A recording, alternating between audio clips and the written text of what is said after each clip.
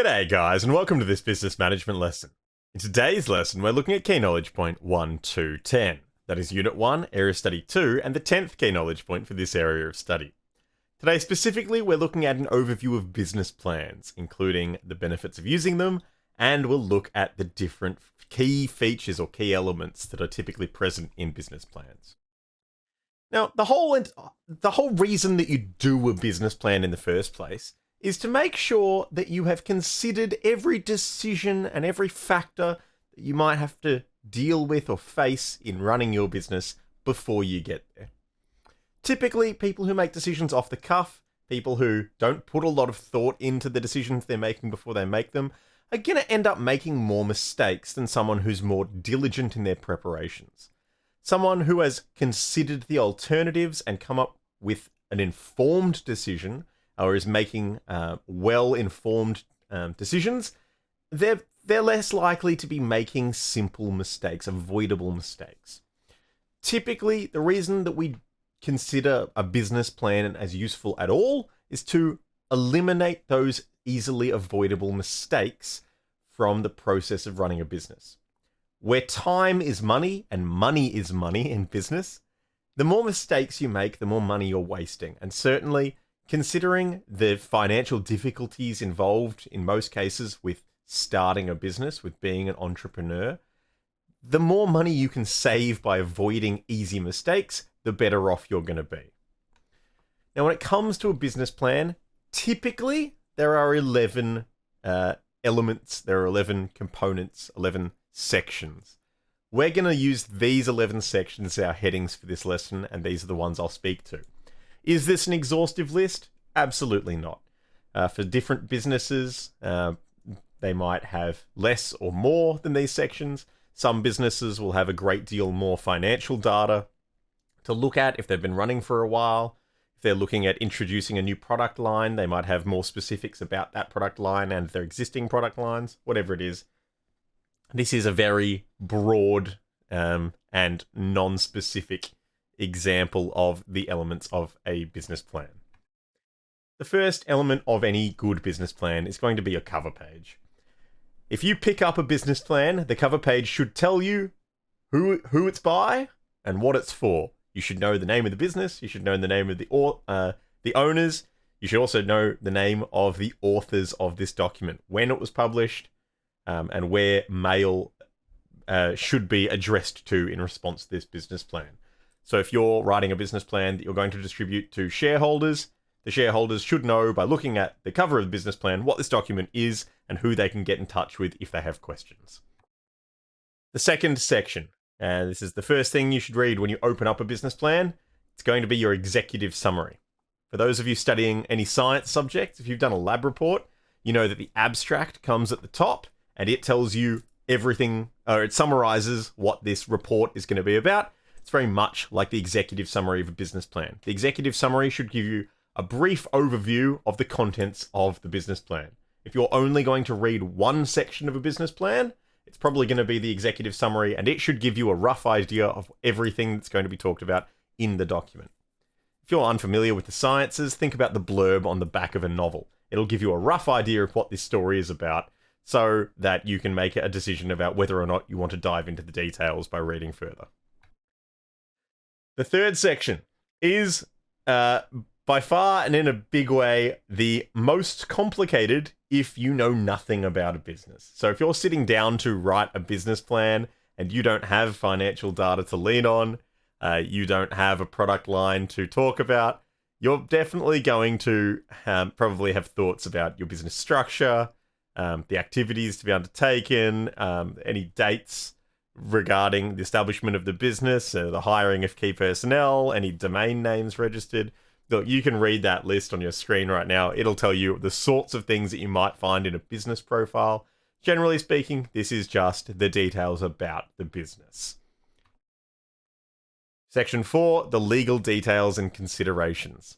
Certainly, in some cases, this is going to be a very complex, very thorough element to a business plan.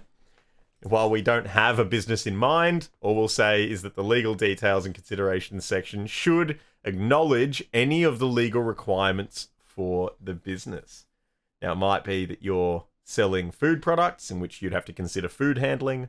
Might be that you're working in manufacturing with a lot of potentially dangerous hardware and machinery and tools, where you'd have to consider your OH&S obligations, and you probably outline the considerations or the processes that you put in place to try and keep your employees safe here. Certainly, you might have considerations due to your handling of waste. You might have considerations due to your involvement in the local community. If you put tables and chairs out on the footpath, you might need to acknowledge that you have an obligation to keep walkways clear, whatever it is. If your business interacts with the law, this is where you would outline those interactions. Section 5, to build upon your legal compliance, insurance and risk management. Going beyond just your legal requirements to keep people safe, this is where you would document any insurance you've taken out to cover yourself for liability in the event that, despite your compliance with legislation, someone was to get hurt or assets were to be damaged. Fire, burglary, flood, anything like that, accidental damage, or perhaps accidental injury, any insurance you've taken out to cover your business's butt is going to be outlined in this section. Certainly, a more recent addition to business plans, but certainly over the last couple of decades has become a key fixture in business plans, is the sustainability plan. We know that customers tend to prefer to purchase from businesses that reflect their customers' values back to them. And these days, it is the majority understanding that climate change is a real and growing problem that we're all facing, and that environmental degradation or human exploitation are totally unacceptable. So these days, it's almost necessary for every business to be documenting the ways in which they are minimizing their environmental harm, to be describing ways that they are using recycled materials, or the way that they're handling their waste to be less detrimental, and certainly strategies they're taking to prevent defects and waste minimization strategies as well. In section 7, products and services, this is where a business will describe what it is that that business is selling to customers, without giving away industrial secrets. So certainly in a KFC business plan, you wouldn't expect them to necessarily name and describe the quantities of the 11 secret herbs and spices that they use in their chicken coatings, but they would probably go into details about the suppliers they're using, the quantities of chicken they're using, the cuts of chicken they're using, the different menu items they're selling, and the way they describe those menu items, from the zinger to the bucket of bits. If you're manufacturing, you describe what it is that you manufacture. You might describe why this product is something that you're spending time and effort to bring to market. Certainly, if you are a service-based firm, you might be describing your techniques or the outcomes of the services you deliver, and describing how and why that's something that you offer.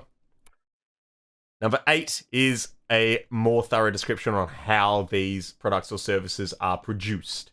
So the staffing that's required, the resources that are required, the names and addresses of the suppliers that you'll be using, the transportation that's involved in getting these inputs to your business, and certainly any techniques that are used in the manufacture of these products. So cooking times for zinger patties, if once again we're talking about KFC, would all be part of the operations plan.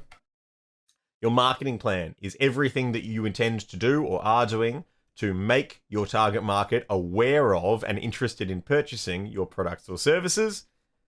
If you are thinking about billboards or print media advertisements, TV or radio advertisements, if you're thinking about giving away freebies or having a sale or having 2-for-1 purchasing opportunities, that will all go in this section. In section 10, you'll talk about your financials, if you have any. If you're a brand new business, maybe this is where you talk about your revenues of investment. Maybe this is where you talk about your initial capital and where that's come from and how you're spending it. If you're an established business, you might include up to 2 years of financial history. But generally speaking, this is the part of your business plan where you'll talk about the funds that you have access to and how you're using them. And finally, section 11, the appendices. Anything else that's good to know, but doesn't fit into one of the other sections would go here. Appendix 1 might be the weekly wages for your staff, or a staff roster, if that didn't necessarily fit into any of the other sections. Appendix 2 could be looking at the potential livery or design that you're intending to put on the side of trucks when and if you purchase them. If you don't currently have them, they're not going to be part of your assets to describe in the financial section. You don't already have them, so it's not going to go in your marketing section. But if you're thinking about getting them potentially down the road and you've already got a design to be printed on the side of them, maybe you'd put it in here. Anything else that you can think of that might be nice for the reader to know that doesn't fit into another section is one of the appendices.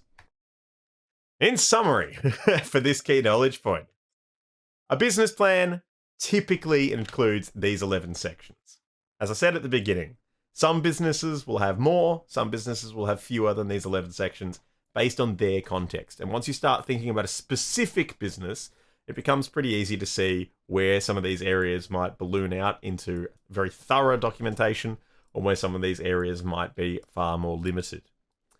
The reason, the purpose of planning your business is because when plans are well laid, when decision making is well informed, it's much easier to achieve your business objectives. You won't be making silly mistakes.